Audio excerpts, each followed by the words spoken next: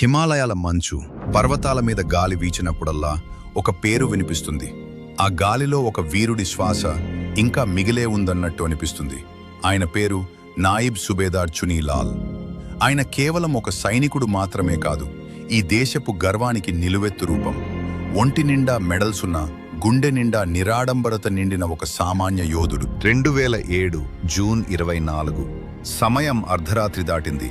14,000 అడుగుల ఎత్తులో -డిగ్రీల చలిలో గాలి కూడా గడ్డ కట్టే స్థితి. అక్కడ చొరబాటుదారులు మాటు వేశారు. చునీలాల్ తన బృందంతో ముందుకు కదిలారు.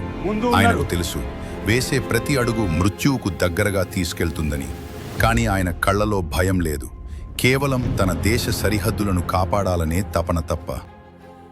అకస్మాత్తుగా కాల్పుల మూత, శత్రువుల తూటాలు ఆయన శరీరాన్ని చీల్చుకుంటూ వెళ్తున్నాయి. రక్తం మంచు మీద పడి గడ్డ కడుతోంది. కానీ చునీలాల్ ఆగలేదు. తన గాయాలను లెక్క చేయకుండా 2 ఉగ్రవాదులను మట్టుపెట్టారు.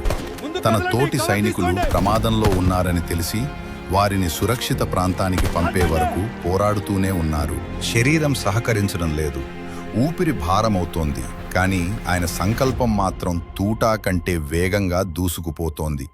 మరణం ఆయన ముందు నిలబడి చూస్తోంది. కానీ ఆయన మాత్రం దేశ రక్షణనే శ్వాసగా నిశ్వాసగా మార్చుకున్నారు. చివరికి శత్రువును అంతం చేశారు. మిషన్ సక్సెస్ అయింది.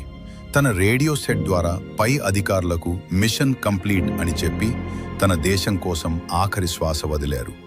ఆయన కళ్ళు మూతపడ్డాయి. కానీ భారతదేశ కీర్తిని హిమాలయాల శిఖరాల కంటే ఎత్తుకు తీసుకెళ్లారు.